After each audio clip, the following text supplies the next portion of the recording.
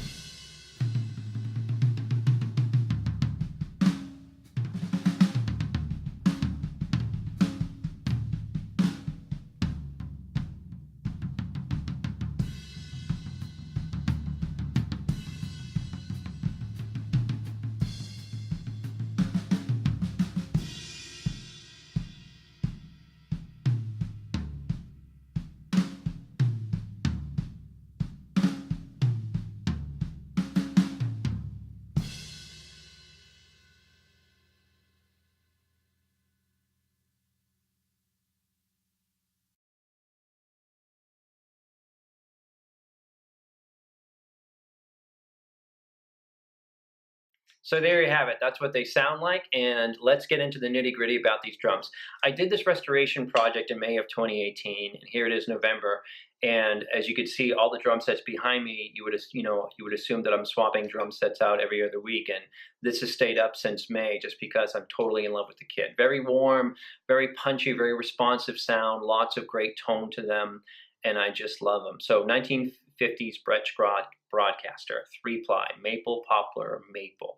I was on Craigslist and the bass drum came up only 45 minutes from me. The guy was super sweet. And basically, I drove out there as soon as I saw it, picked it up, told him I was going to restore it if I could find a matching 13 and 16 in blue sparkle.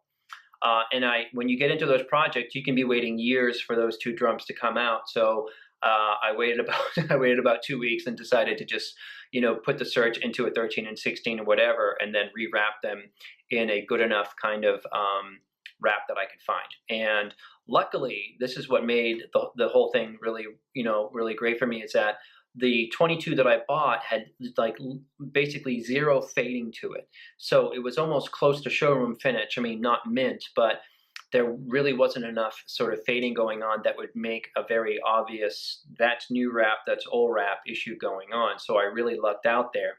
And basically this, modern blue sparkle is not the same as, 50s and 60s blue sparkle. Back then it was more of a glitter. So I was able to, so they make both a glitter and they make a sparkle. So I bought blue glitter and that really matched the 22. I was able to find the 13 and the 16. I think I bought them from the same gentleman. I bought them online on like one of the Facebook forums, and the 13 was in black diamond pearl. The 16 was, where is it? The 16 was in silver sparkle, and they were in good enough shape that I just bought them and rewrapped them.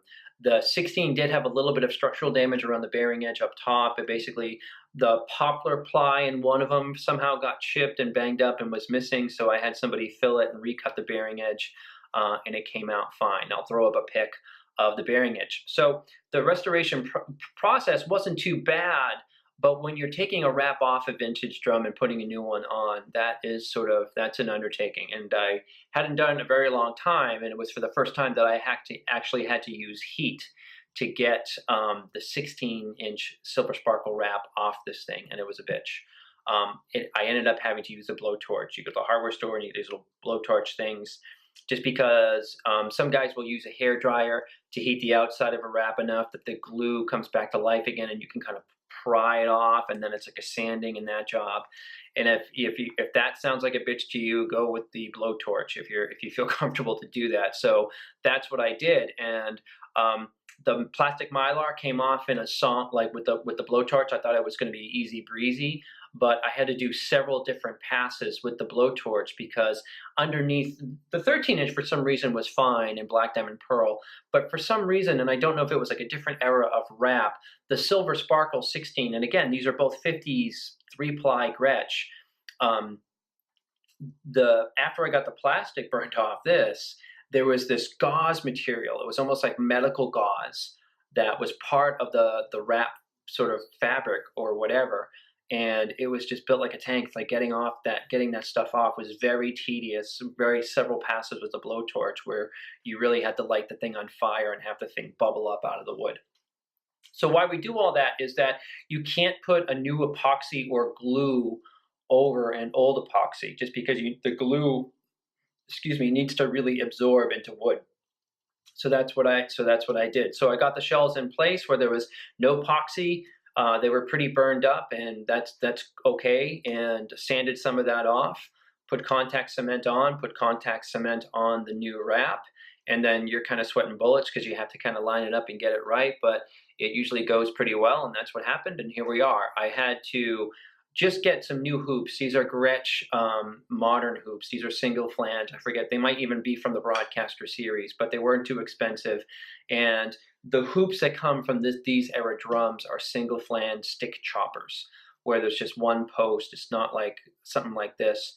And very different from the 1960s Gretsch jazz that came with die-cast hoops, which are much thicker and really kind of also help the drum have some tone if you like it. So yeah, so I really lucked out. The bass drum being in really great shape, was easy to match a blue sparkle, a blue glitter wrap to it. And moving on to the drum heads that I have on there, if you're going to be getting into vintage Gretsch drums, the one thing you really need to be aware of is the drums themselves are oversized a little bit. Remo and your normal sort of brands that you may really love to use may not work with these drums, but Evans has usually an oversized drum head. So these are called UV1s on the 13 and the 16. Those are 10 millimeter single ply, and they're really like an Ambassador, except the coating is very different. I think that the UV1s are to prevent dents and chipping and that kind of a thing. On the bass drum batter, I have a EQ4, UV EQ4, which I believe is probably a thicker drum head. Really like the sound of that. And the reso on the bass drum is calf. That the gentleman who I bought the drum had calf on there, and he did some cool artwork in blue that I can show you guys. So essentially, when you're hearing these, you're essentially really likening it to an Ambassador on the batter and the reso. But again, these are oversized drum heads, and sometimes you can, get a Remo. You can jam it on there, but you really are most likely going to come up against some tuning issues. And it's also not good for the drum because I've also tried to had to pry a regular sized drum head off a Gretsch, and it's like you're kind of sweating it because you just don't know what's gonna happen there. So that's the kit. I hope you like it, and I think I've talked enough. Just a couple things is I didn't go a full restoration. I left off. I don't really use mufflers. If any muffling that I use, I might use a teeny bit on a snare drum to get a little rid of ring. But generally, I really like my toms to sing a lot, so I don't use mufflers. So the Gretsch style mufflers in the 50s were the same as the ones in the 60s, which you guys have seen them. They have two pads, and they're a pretty interesting design. I only have one of those in the 13, and I just skipped the bottom one, and I skipped both of these. So the holes are still there. I didn't plug the holes in case I wanted to just throw them on at a later time. And there you go, 3-ply Gretsch Broadkasters from the 50s. And then I feel like we'll move on. My next video, I'm thinking about doing a video on my 70s Slinger Lens drums. That was another restoration project. So thanks for watching. If you haven't hit subscribe yet, please hit subscribe. Love your comments. Sorry if I can't get to all your comments, but I very much appreciate them, and I hope you guys enjoy the video. Have a good one. Bye-bye.